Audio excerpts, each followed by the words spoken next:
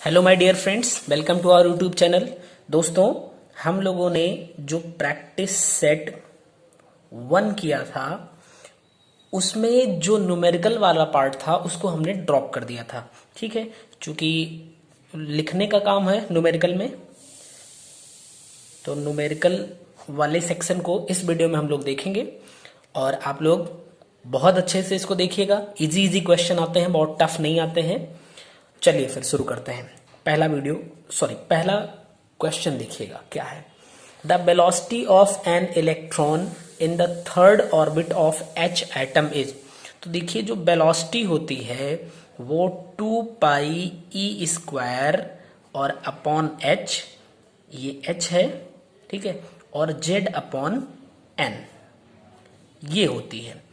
यहाँ पे 2 की वैल्यू, पाई की और ई की और एच की वैल्यू जब आप रख के सॉल्व करेंगे तो आपको रिजल्ट मिलेगा 2.19 इंटू 10⁶, और ये Z by N as it is रह जाएगा और ये मीटर पर सेकेंड हो जाएगा। मैंने इसको इसलिए बताया कि हो सकता है किसी क्वेश्चन में आपसे वेलोसिटी पूछे और केवल यही एक्सप्रेशन पूछ ले, इसलिए इसको भी आपको जानना थोड़ा जरूरी है। अदरवाइज ये वैल्यू आपको याद करनी पड़ेगी। याद कर लीजिए, जल्दी से सॉल्व हो जाएगा। ठीक है, क्वेश्चन अभी देखिए। 2.19 इंटू 10⁶। हाइड्रोजन है तो हाइड्रोजन के लिए जेड मतलब एटॉमिक नंबर कितना हो जाएगा, 1 हो जाएगा, अपॉन एन। एन का मतलब है किस ऑर्बिटल की बात कर रहा है। ठीक है, तो थर्ड ऑर्बिटल की बात किया तो अपॉन 3 कर दीजिए, मीटर पर सेकेंड हो जाएगा। 3 से इसको डिवाइड कर दीजिए। v इज इक्वल टू 2 7 जा, पॉइंट लग जाएगा यहाँ पे, एंड 3 7 जा एंड 3 3 जा इंटू 10⁶ मीटर पर सेकेंड। ऑप्शन में चेक करिए तो ऑप्शन में जितने भी हैं 10⁷ पे लगा हुआ है, यानी इसको हम लिख सकते हैं क्या, 0.073 इंटू 10⁷ लिख सकते हैं मीटर पर सेकेंड के, और ये हमारा आंसर हो जाएगा। यानी कि जो इलेक्ट्रॉन है किस ऑर्बिटल में है, थर्ड ऑर्बिटल में है हाइड्रोजन एटम का, उसकी जो वेलोसिटी होगी 0.073 इंटू 10⁷ मीटर पर सेकेंड की हो जाएगी। दूसरे क्वेश्चन पे चलेंगे, देखिएगा क्या है।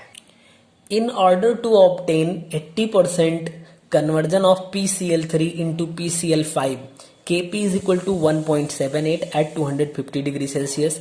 Equimolar mixture of Cl2 and PCl3 should be placed under a pressure of, यानी प्रेशर आपको बताना है। तो देखिए, PCl3 में जब आप Cl2 ऐड करेंगे तब आपको मिल जाएगा PCl5। ठीक है ना। स्टार्टिंग में ये 1 मोल है, ये 1 मोल है और ये 0 है, इतने में कोई दिक्कत नहीं है। इसने बोला 80% जो है वो कन्वर्जन हो रहा है PCl5 में।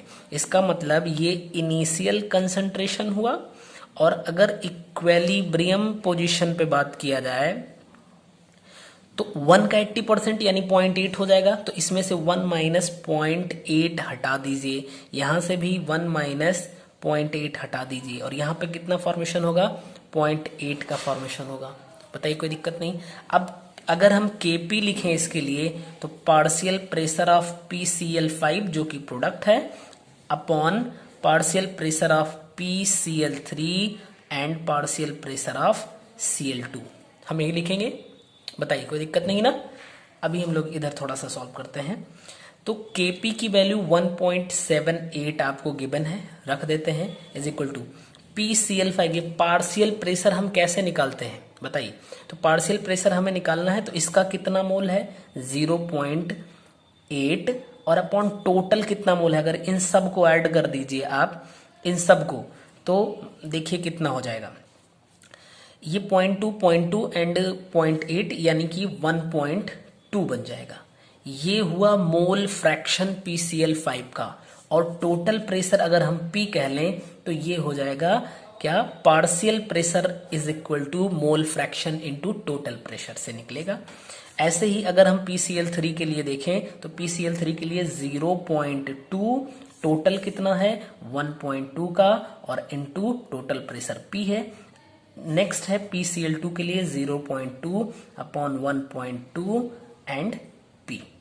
तो देखिए 1P से 1P कैंसिल हो जाएगा, और फिर हम क्या करते हैं, 1.2 से 1.2 कैंसिल कर सकते हैं। ये देखिए, इससे ये और इससे ये, इस P को इस साइड में भेज देंगे, तो इस P को जब हम इस साइड में भेजेंगे तो देखिए कितना ऊपर बचेगा 0.8 और ये 1.2 ऊपर जाने वाला है, नीचे क्या बचेगा 0.2 इंटू 0.2 और इंटू 1.78। बताइए यही बचेगा ना। वापस से अगर हम चलें तो P इज इक्वल टू, इसको हम लिख सकते हैं 0.8 या थोड़ा सा चलते हैं सॉल्व करते हैं, तो अगर इसको हम पॉइंट से यहाँ का पॉइंट हटा दें तो 4 दूनाई 8 यानी 12 दूनाई 24 बन जाएगा, 24 बन जाएगा और अपॉन 1.78 होगा।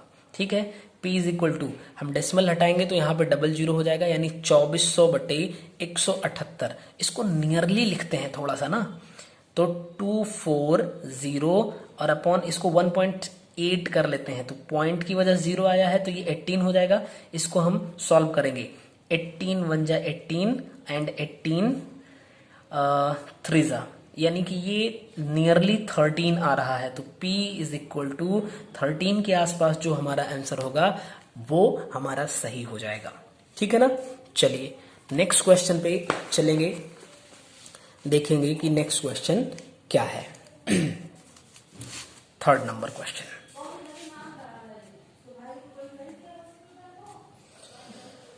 the pKa of HCN is 9.3. The pH of a solution prepared by mixing 2.5 mole of KCN and 2.5 moles of HCN in water and making the total volume to 500 ml is। अब देखिए आपको यहाँ पे pKa की value जो दिया 9.30 दे दिया है। ठीक है, pH इज इक्वल टू आपको फाइंड करना है। यहाँ पे जो मोल ऑफ KCN गिवन है वो 2.5 का है and mole of HCl that is also 2.5 का है। तो अगर हमें pH बताना है तो pH is equal to pKa plus log concentration of salt and concentration of pKa है तो यहाँ पे एसिड हो जाएगा।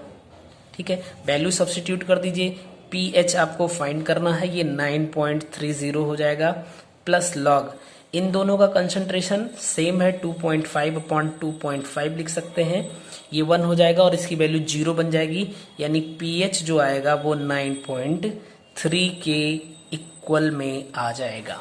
ठीक है ना। चलिए नेक्स्ट क्वेश्चन पे चलेंगे और अगला क्वेश्चन देखते हैं क्या है। Fourth number question.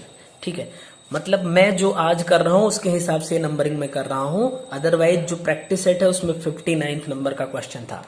Approximate degree of hydrolysis of 0.05 m solution of sodium acetate at 298 kelvin given that dissociation constant of acetic acid is 1.85 into 10 to the power minus 5 meter square and ionic product of water is 1.10 into 10 to the power minus 14 meter square, both had the same temperature, will be।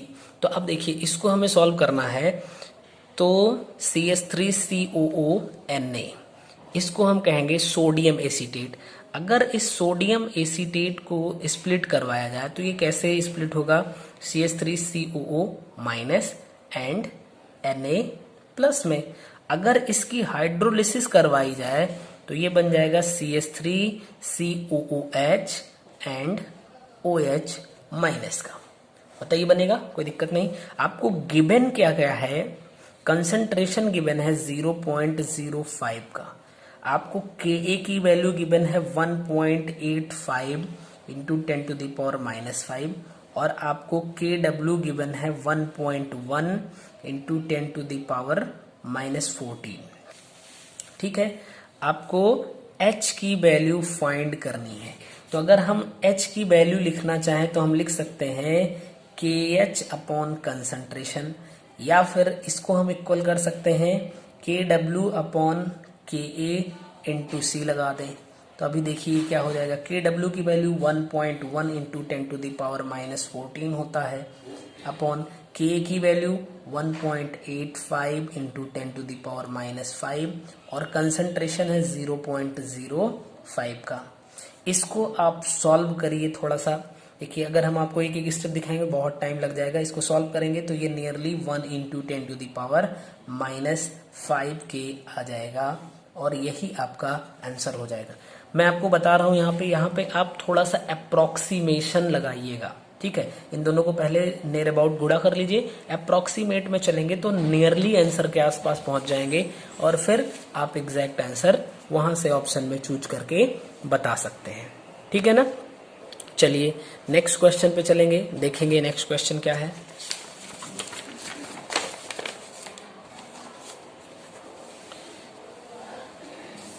A certain weak acid has a dissociation constant 1 into 10 to the power -4. The equilibrium constant for the reaction with a strong base is. तो देखिए यहाँ पे आपको ये 5th number question है, K की value दे दिया 1 into 10 to the power -4 के, आपसे KB की वैल्यू पूछ रहा है। तो हमें पता है KW is equal to KA into KB होता है, ठीक है ना, कोई दिक्कत नहीं। KB फाइंड करना है, KW 1 into 10 to the power -14 upon यहाँ पे K की value 1 into 10 to the power -4 हो जाएगा। इसको सॉल्व करेंगे आप तो कितना हो जाएगा 1 इंटू 10 टू द पावर, ये जाके ऊपर माइनस हो जाएगा यानी -10 के बन जाएगा, ठीक है ना। ये आपका 5th नंबर क्वेश्चन कंप्लीट हुआ। नेक्स्ट क्वेश्चन देखिएगा, क्वेश्चन नंबर 6 क्या है। If average nitrogen content of protein is 16%, what would be the protein content of a food which contains 2.56% nitrogen. तो इसको देखिएगा,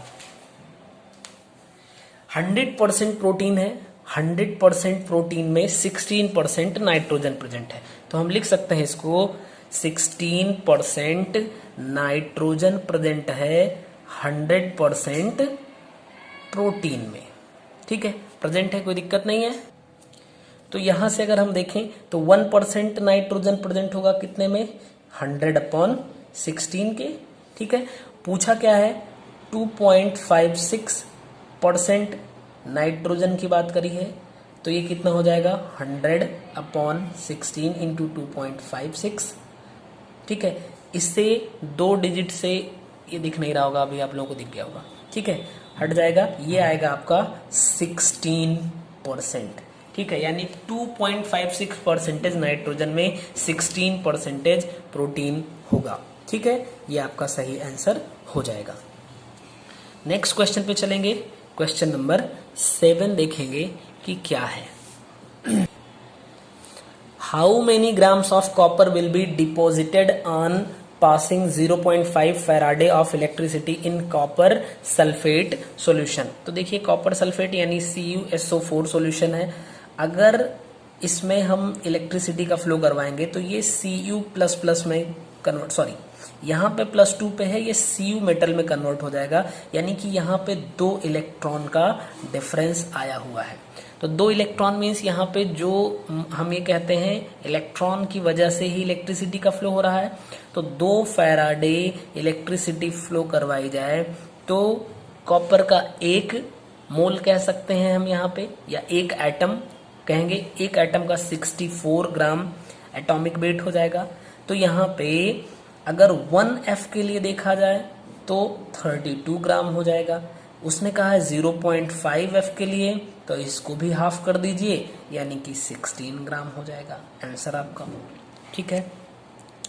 8th नंबर क्वेश्चन पे देखेंगे, the binding energy of 2He4 is 28.57 MeV, it's binding energy per nucleon is. तो देखिए per nucleon यानी binding energy पर nucleons is equal to, अब देखो टोटल एनर्जी कितनी है 28.57, और यहां पे आप ध्यान से देखो 2He4 में न्यूक्लियंस किसे कहते हैं, जो न्यूक्लियस में प्रेजेंट होते हैं। न्यूक्लियस में कितने लोग प्रेजेंट हैं 4 लोग, तो पर न्यूक्लियन यानी एक न्यूक्लियन की कितनी होगी 4 से इसको डिवाइड कर देंगे, 4 7 जा 4 1 जा, यहाँ पे आएगा 4 1 जा एंड 4 4 जा MeV, ठीक है, यानी 7.14 आपका आंसर बनेगा। नेक्स्ट क्वेश्चन पे चलेंगे। क्वेश्चन नंबर 9 देखेंगे। Equivalent conductance of AgNO3 at 250 degree Celsius for infinite dilution is 133.3. The transport number of Ag plus ion in dilute solution is 0.464. The equivalent conductance of Ag plus and NO3 minus ions at infinite dilution will be respectively.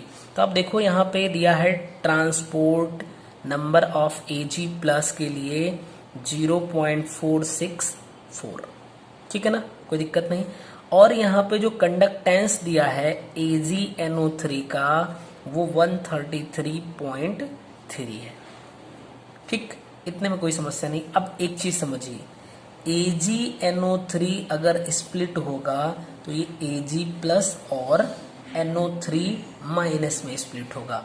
एक बात इसको जानिए, यानी कि इसका अगर molar conductance AgNO3 है तो इसका हम कंडक्टेंस Ag प्लस कह सकते हैं और इसका कंडक्टेंस NO3 माइनस कह सकते हैं, ठीक। अब अगर हमें Ag प्लस का कंडक्टेंस बताना है तो Ag प्लस का कंडक्टेंस इक्वल टू होगा टोटल AgNO3 का कंडक्टेंस कितना है, ठीक है, यानी कंडक्टेंस ऑफ AgNO3 और इसमें हम मल्टीप्लाई कर देंगे transport number of Ag plus से। AgNO3 का 133.3 है और ट्रांसपोर्ट नंबर 0.464 है, ठीक है, ये कंडक्टेंस ऑफ Ag प्लस है।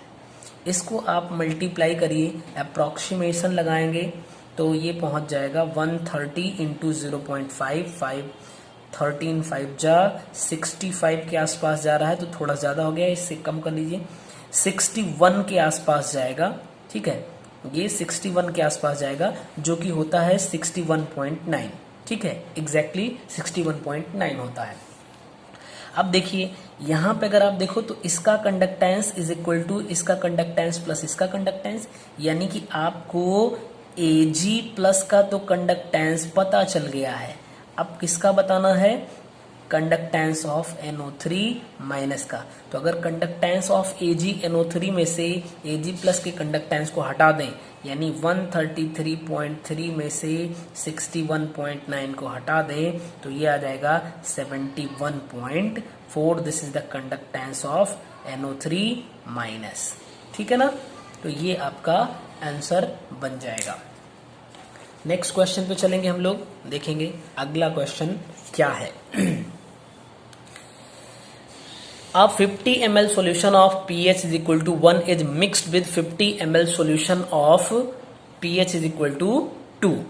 The pH of the mixture will be nearly. तो अब देखिए ये solution 1 गिवन है और एक solution 2 गिवन है, इसका भी 50 ml है और इसका भी 50 ml है, दोनों के 50-50 ml ले लिए गए। इसमें जो H प्लस कंसंट्रेशन होगा, देखो pH is equal to given है 1, यानी H प्लस कंसंट्रेशन 10⁻⁻1 मोल पर लीटर। यहाँ पे देखिए कितना हो जाएगा, H प्लस कंसंट्रेशन इसमें pH 2 है तो 10⁻2 मोल पर लीटर हम लिख सकते हैं। ये तो आप लोगों को समझ में ही आ रहा होगा, कोई दिक्कत नहीं है।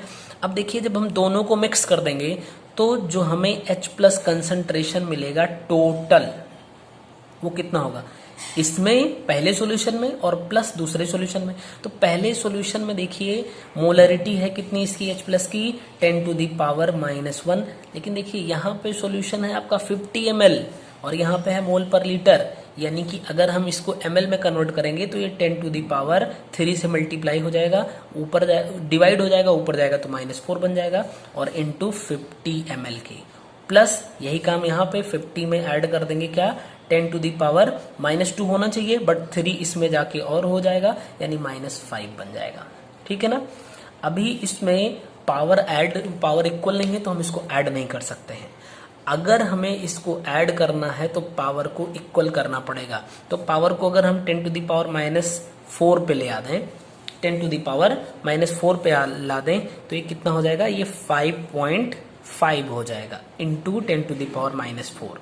इसको हम और थोड़ा अच्छे से लिखना चाहें, नहीं सॉरी ये 55 होगा, 55। तो इसको हम लिख सकते हैं 5.5 इंटू 10 टू द पावर -3, ये H प्लस कंसंट्रेशन है। अगर हम इसका लॉग ले लेते हैं, log H plus concentration equal to log of 5.5 और into 10 to the power -3, log की प्रॉपर्टी लगेगी यहाँ पे, तो इसको हम लिख सकते हैं लॉग 5.5 बेस 10 रहता है, इंटू है तो प्लस लग जाएगा, log 10 to the power -3 base 10 ही रहेगा। देखिए आप log 2 की वैल्यू आपको याद होगी 0.3010, log 2 से के 2 गुने से थोड़ा सा ज्यादा है, यानी 2 गुना कितना हो जाएगा 0.6010, इसको आप थोड़ा सा और बढ़ा दो 0.65 कर दो, नियरली करना है ना, नियरली करना है हमें, तो ये निगेटिव लेना था हमें, निगेटिव लॉग ऑफ, सॉरी हमने गड़बड़ कर दिया है, तो जब निगेटिव लॉग ऑफ ये करेंगे तो आएगा 0.65, वो भी निगेटिव का आएगा, ये 3 यहाँ पे आएगा तो प्लस हो जाएगा, log 10 बेस 10 वैल्यू 1 हो जाएगी, यानी 3 ही बचेगा।